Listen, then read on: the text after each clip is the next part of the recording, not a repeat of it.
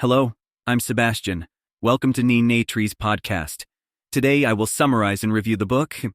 In The Lords of Easy Money, How the Federal Reserve Broke the American Economy, renowned business journalist Christopher Leonard delves into the complex and often misunderstood operations of the Federal Reserve and its substantial impact on the American economy.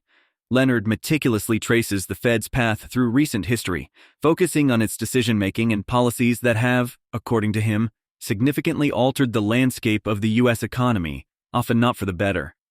Through expert analysis, interviews, and a narrative that unveils the intricacies of economic policy like a thriller, Leonard presents a critical view of the central banking system's role in widening inequality, inflating asset bubbles, and undermining the stability of the financial system. This book is a timely examination of the consequences of the Fed's easy money policies, aimed at both the financially savvy and the layperson seeking to understand how monetary policy affects their daily life and future. I will give you key takeaways from this book.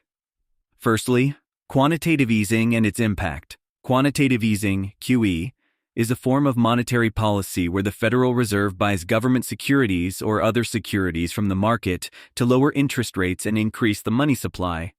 Leonard critically examines how the Fed's QE programs, especially post-2008 financial crisis, were intended to stimulate the economy by making money cheaper to borrow. However, Leonard argues that while QE did help stabilize the financial system, it also contributed to wealth inequality by inflating asset prices, benefiting those who already owned assets like stocks and real estate.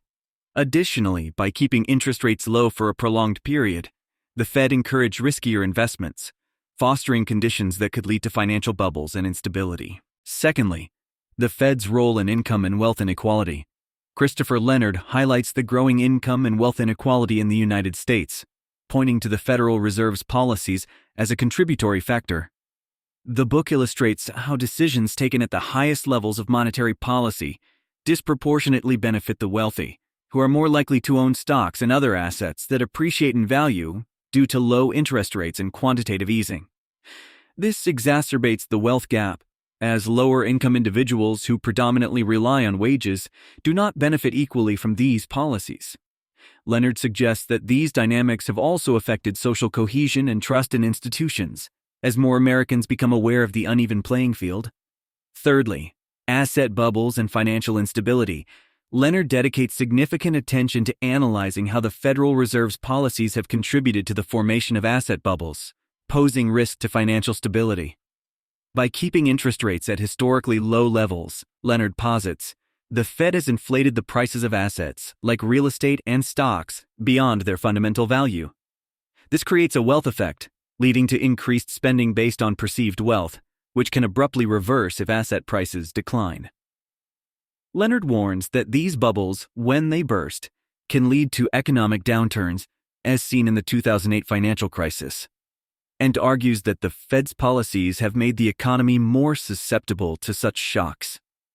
Fourthly, the Fed's independence and political pressures. The book explores the concept of the Federal Reserve's independence, arguing that in practice, it faces significant political pressures that can influence its decision-making. Leonard delves into the history and structure of the Fed to show how its mandate and the appointment process of its leaders make it susceptible to political influences, both direct and indirect. He discusses instances where political considerations may have affected monetary policy decisions, suggesting that the Fed's claim to independence is more complex than it appears. This tension between independence and political reality is depicted as a critical factor in understanding the challenges and controversies surrounding the Fed's actions. Lastly, the debate over Federal Reserve policies. One of the compelling aspects of The Lords of Easy Money is Leonard's coverage of the debate within the Federal Reserve and among economists about the appropriacy and effectiveness of its policies. Leonard presents the arguments for and against the use of unconventional monetary policies like QE, low interest rates, and the Fed's recent moves towards more dovish policies aimed at supporting employment. Critics argue these policies can lead to unintended consequences, such as market distortions and moral hazard, while supporters believe they are necessary to support the economy and ensure liquidity. Leonard uses this debate to underscore the complexity of monetary policy and the varied impacts it can have on the economy and society. In conclusion, Christopher Leonard's The Lords of Easy Money is a must-read for anyone interested in understanding the modern American economy, the role of the Federal Reserve, and the broader implications of its policies on society.